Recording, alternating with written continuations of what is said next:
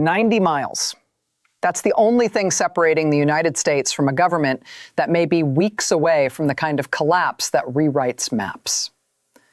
And the Secretary of State just said something on camera that nobody in the mainstream press is treating with the seriousness it deserves. He did not threaten Cuba. He did something more precise than that. He told Cuba's government that every path available to it leads to the same destination. And he was right. But what Rubio did not say, what no official in Washington will say on the record, is that there is a third path, one that is already being prepared, one that is more dangerous than either of the two he described. And it begins with a detail from last week that almost nobody covered. Stay with me, because by the end of this, the way you see this story will not be the same. On May 2nd, the Trump administration announced a new wave of targeted sanctions against Cuba.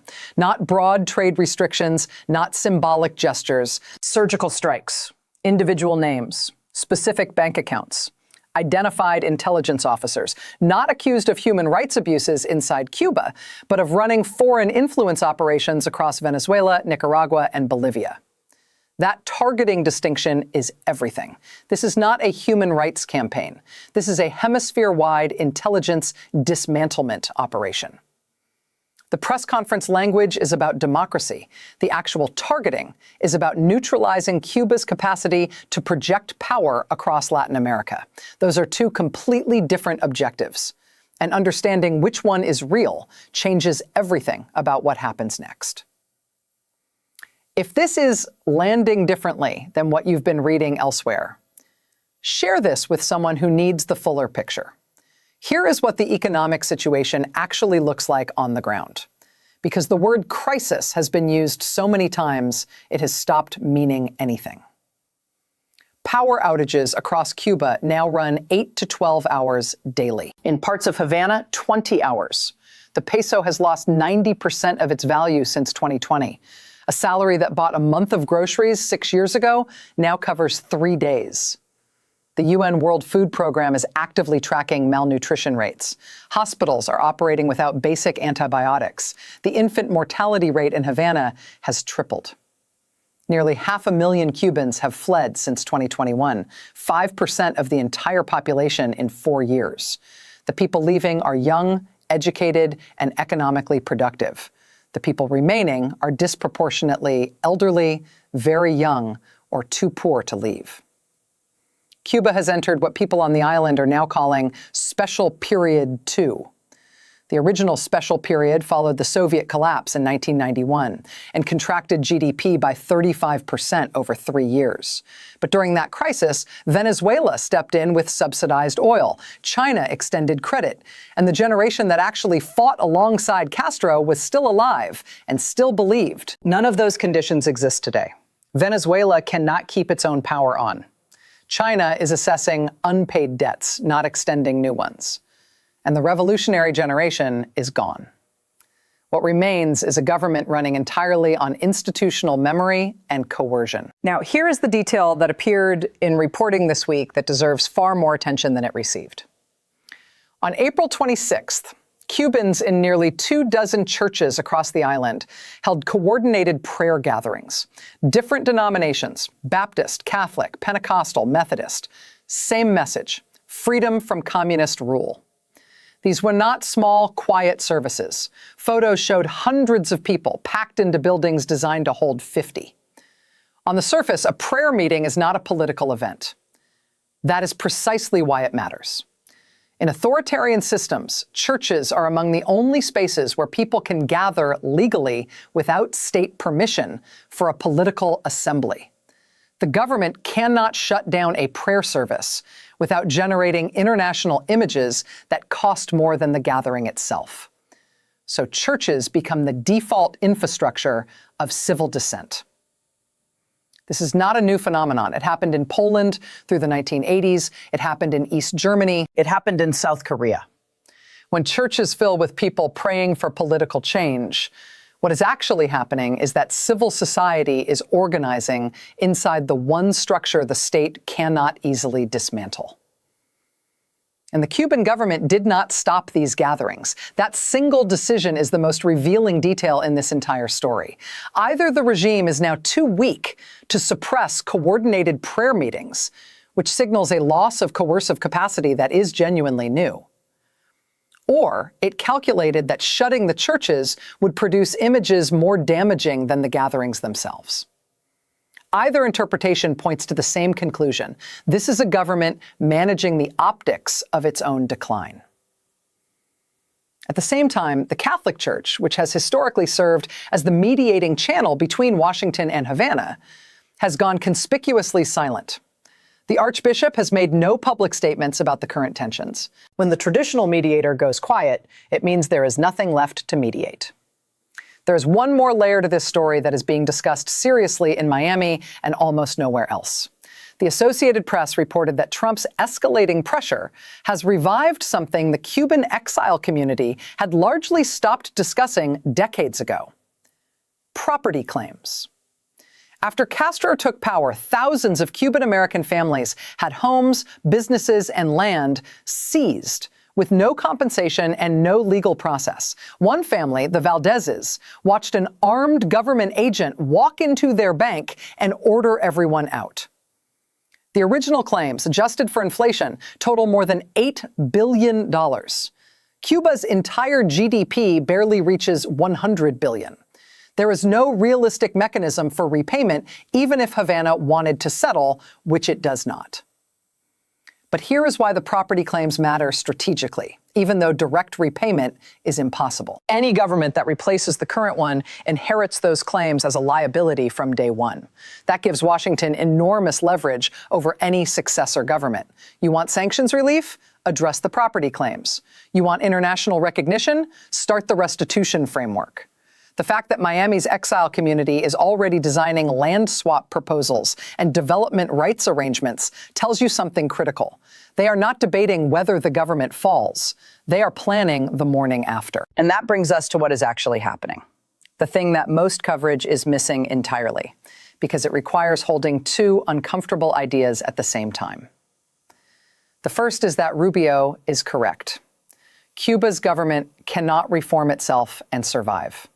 The reforms required to stabilize the economy, opening markets, allowing genuine private enterprise, attracting foreign investment, would create economic power centers that exist outside Communist Party control.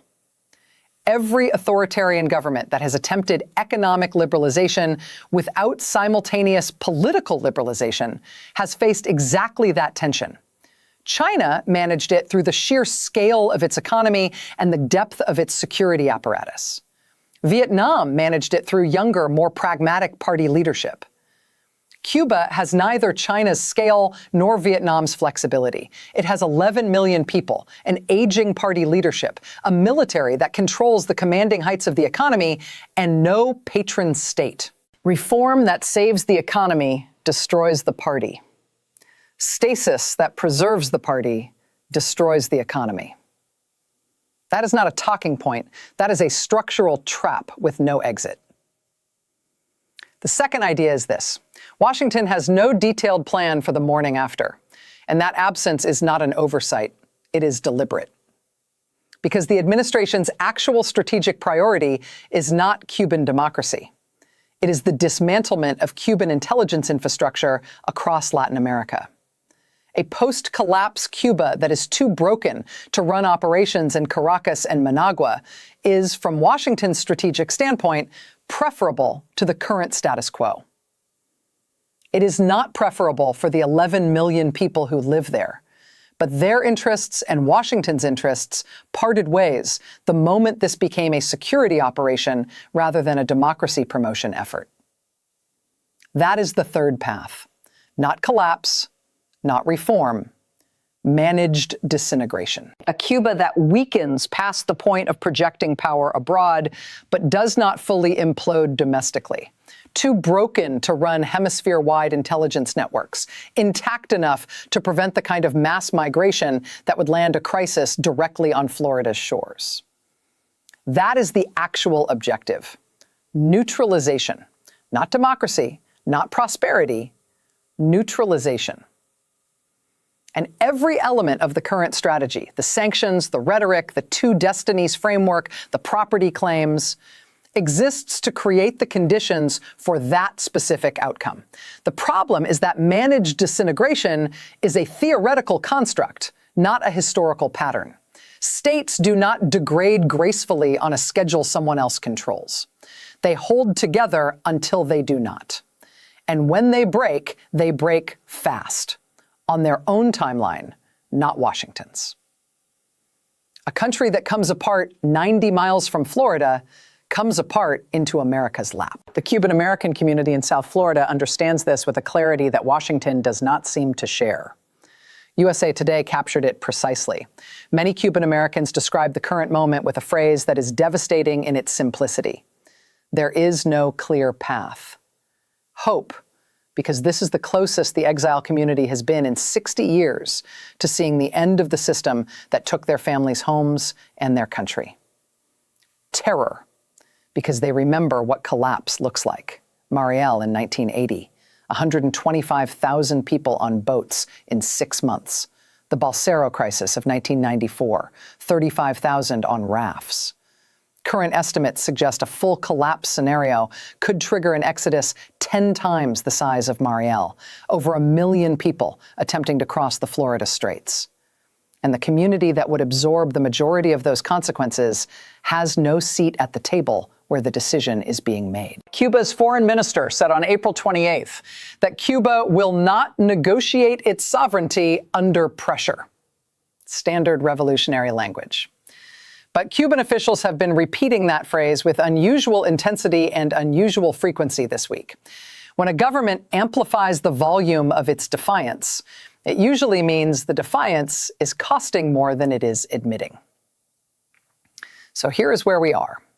Rubio told Cuba it has two destinies. Neither preserves the regime. Washington is targeting Cuba's intelligence officers across 3 countries. Cuba's economy is in its deepest crisis since the Soviet collapse. Churches across the island held coordinated prayer gatherings, and the government stood down. The Catholic Church has gone silent. 500,000 people have already left. The exile community is not asking whether the government falls. They are designing the legal architecture for what comes after. And Washington is betting it can manage the speed and shape of a state collapse 90 miles from its coastline. History says that bet almost never pays. Governments that reach the forced move threshold, where every available door opens into the same room, do not choose their endings. They wait for someone else to choose for them. And the people who pay for that choice are not in Washington and not in Miami.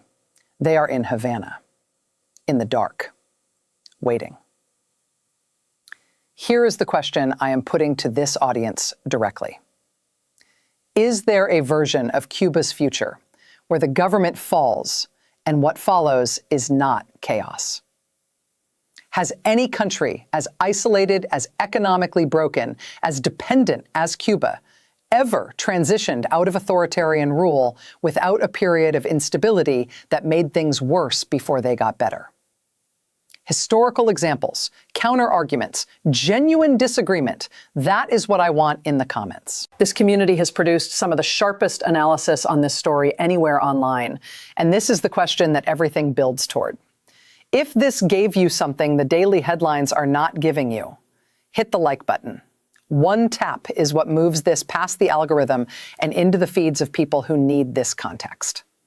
Drop your answer in the comments, because the people watching this are the ones worth hearing from. If you have been following this story, from the fuel blockades to the prisoner releases to the hospital collapse to this, every piece has been building toward what happens next. And what happens next may be the most consequential development in this region in a generation. Subscribe so you are there when it breaks. I will see you in the next one.